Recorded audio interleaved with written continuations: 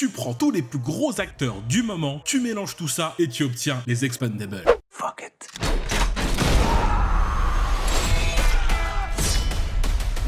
First things first. Holy shit. Bonjour à tous et bienvenue dans cette nouvelle vidéo. Vous voulez aller voir Expendables 4 mais vous vous souvenez plus de ce qui se passe avant? Vous êtes au bon endroit. On va récap tout ça de façon rapide et efficace. Enjoy the show. Expendables. Definitely. Rated R. Et oui, ça va faire 10 ans qu'on attend le retour de cette belle équipe. Et c'est parti. Alors, le premier, c'est l'histoire de Barney Ross, incarné par le grand Sylvester Stallone. Il dirige l'unité spéciale des Expendables, qui réunit l'ancien spécialiste en armes blanches Lee Christmas, incarné par Jason Statham, l'expert en arts martiaux, interprété par Jet Li, le tireur d'élite Gunnar Johnson, incarné par Dolph Lundgren, le spécialiste des armes lourdes Paul Caesar, interprété par Terry Crews, et l'expert en destruction Toll Road. Après une opération réussie sur les côtes de la Somalie, Gunnar est renvoyé de l'équipe pour troubles psychologiques, car il y a eu un tout petit débordement, il a fumé tout le monde. Du côté de Christmas, il apprend que sa copine l'a quitté pour un autre homme, car elle ne le voit pas assez. D'un côté, quand tu es dans une force spéciale, tu peux pas tout raconter. Avec un membre en moins, Ross doit recruter. Alors il se tourne vers son tatoueur, le bon vieux Tool. Mais celui-ci refuse. Il préfère sa petite vie pépère. Mais les affaires reprennent. On l'appelle pour une prochaine mission. C'est rendez-vous dans une petite chapelle que Ross retrouve son rival de toujours, Trench, incarné par Schwarzy. Il rencontre un homme qui répond au doux nom de Mr. Chapel, joué par Bruce Willis. Il propose une mission sur une île située en Amérique du Sud où il faut renverser le général Garza, un méchant dictateur. Schwarzy se dégonfle et refuse la mission car trop risqué. Stallone, lui, est plutôt chaud. De retour au QG, il est attendu par Gunnar qui le vit mal d'avoir été viré. Il supplie Stallone de ne pas le remplacer, mais il refuse, alors Gunnar prend le seum. Fais attention. Tu me menaces, Gunnar? Non, je suis un gentil. Un peu plus tard, Ross retrouve tous ses équipiers pour leur faire part de la mission. Ils s'envolent avec Christmas pour faire la reconnaissance des lieux. Après avoir rencontré leur contact, une certaine Sandra, Ross apprend qu'un certain Monroe soutient, manipule et garde Garza au pouvoir de façon que son peuple le craigne. Alors que Sandra se révèle être la fille de Garza, Ross et Christmas décident d'intervenir. Ils font tout péter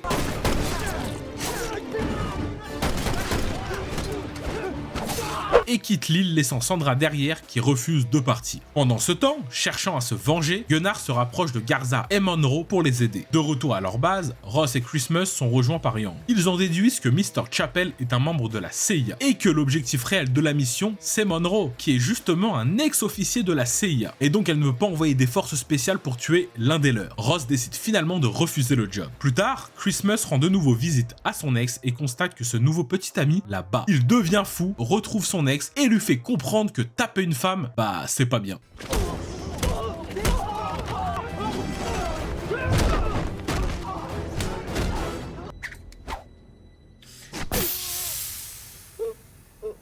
Ross, lui, change d'avis et veut retourner sur l'île pour sauver Sandra, qui, pendant ce temps, a été capturée et torturée par Monroe. Ross annonce aux autres qu'il agira seul, mais Young décide de l'accompagner quand même. Sur la route, ils sont suivis par Gunnar. Une fusillade éclate et la poursuite se termine dans un entrepôt abandonné, où Young et Gunnar se battent une seconde fois. Ross finit par tirer sur lui qui tentait d'empaler Young. Gunnar!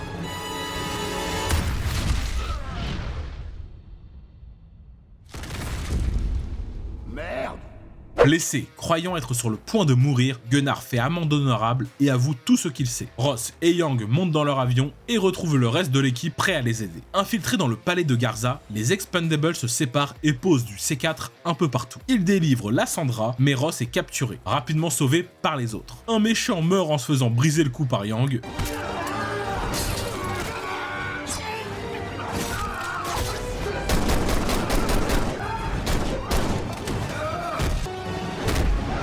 Christmas et Rod sont bloqués dans une fusillade, Caesar arrive à la rescousse et fait le ménage.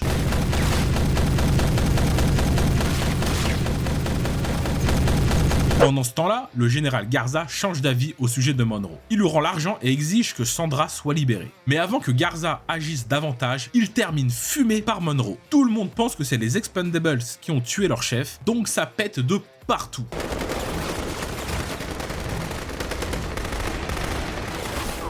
Ross et Caesar parviennent à détruire l'hélicoptère que Monroe voulait utiliser pour fuir. Ils le rattrapent et le tuent.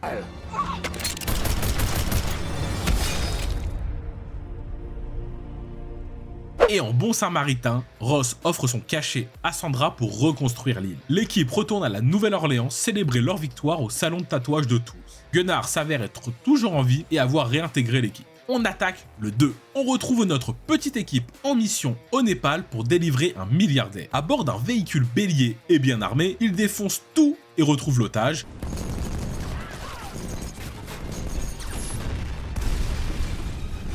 Et un petit prisonnier qui n'est personne d'autre que Moser, alias notre Schwarzy. Ross lui assure qu'il lui est maintenant redevable, puis les deux hommes se séparent. Les Expendables parviennent à se sauver grâce au soutien de Billy the Kid, une nouvelle recrue. De retour chez eux, les membres de l'équipe passent la soirée dans un bar où Billy annonce à Ross qu'à la fin du mois, il quittera le groupe pour retrouver sa petite amie. Quelques instants plus tard, Ross est à peine monté dans son avion que surgit du cockpit Chappelle. Il lui propose une mission, selon lui, assez simple.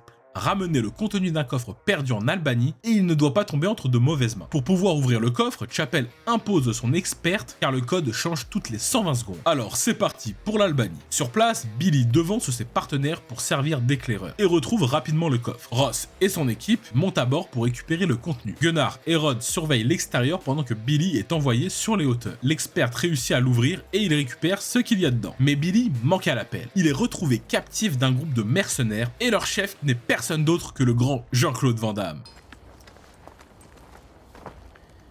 C'est quoi ce symbole? J'adore les symboles. Il réclame le contenu du coffre. Pour sauver Billy, Ross lui donne. Mais Jean-Claude assassine Billy tout de même avant de prendre la fuite par hélicoptère, sans pression.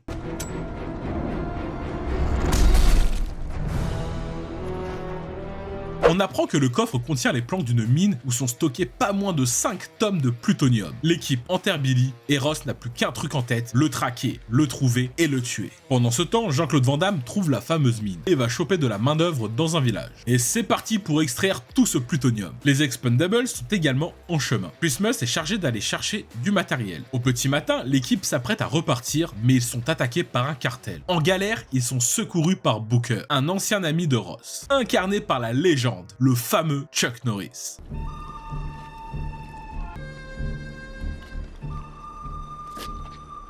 Ne flippez pas. Après des retrouvailles qui ne manquent pas d'humour, Booker conseille à Ross de se rendre dans un village voisin où il y a probablement des gens prêts à l'aider. L'équipe prend la route alors que Booker, préférant la jouer solo, part de son côté. Ils arrivent au village, mais le cartel finit par débarquer et encore une fusillade.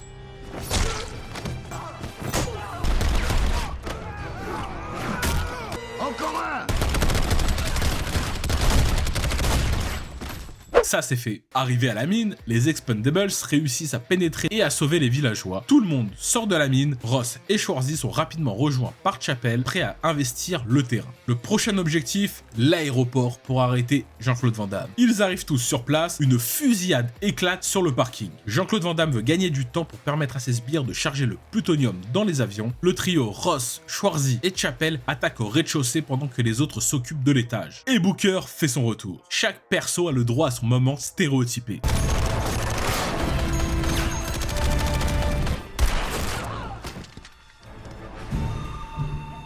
Christmas fume son lieutenant dans un hélico. Pendant ce temps-là, le combat entre Ross et Jean-Claude Van Damme commence. Ça se fight sévère, mais Ross finit par poignarder Jean-Claude avec la lame qui a tué le petit Billy.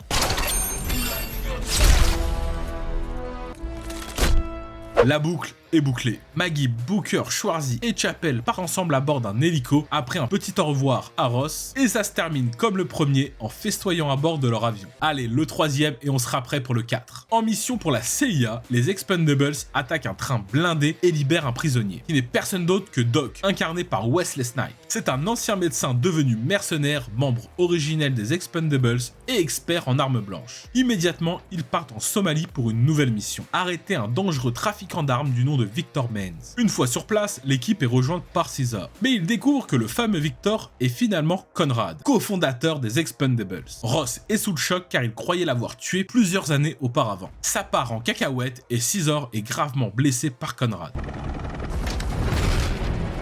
Attention, bombe!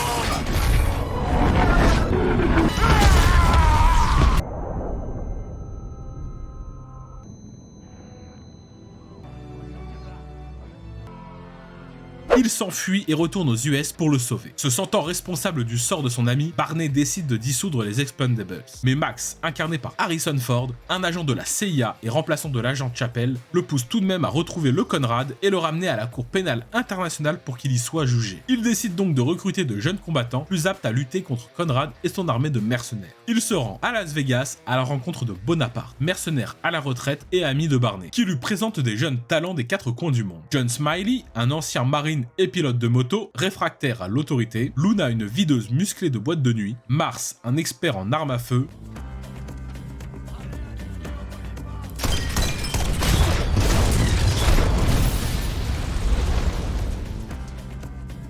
Ça le fait.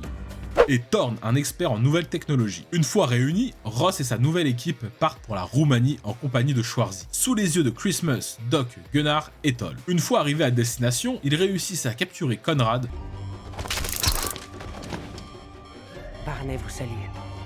mais celui-ci, porteur d'un GPS, est localisé par ses hommes. Toute la petite équipe est capturée lors de l'attaque et Ross, lui, est balancé du haut d'un pont. Ayant survécu à sa chute et à ses blessures, Ross repart aux US avec Schwarzy pour préparer la riposte. À sa base, il est attendu par Galgo, incarné par Antonio Banderas, un ancien membre de l'armée espagnole. Celui-ci supplie Ross de l'engager, il accepte. Mais son ancienne équipe, n'ayant pas dit son dernier mot, réussit à le convaincre de les reprendre et partent pour libérer les nouvelles recrues. Après avoir réussi à les localiser, ils se rendent compte que Conrad les a piégés et qu'ils sont prisonniers dans un bâtiment bourré d'explosifs. Thorne réussit à bloquer temporairement le signal du détonateur, ça part en fusillade où l'ancienne et la nouvelle équipe se battent côte à côte. C'est alors que Max, accompagné de Schwarzy et de Jet Li, arrive en renfort par hélico et sauve de justesse Ross. Conrad, vénère que son équipe n'ait pas réussi à se débarrasser des Expendables, se lance personnellement dans la bataille. Il intercepte Ross au moment où les bombes vont exploser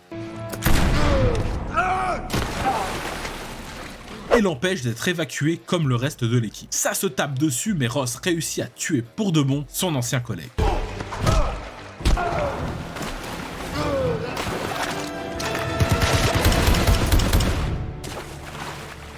C'est moi, Ray.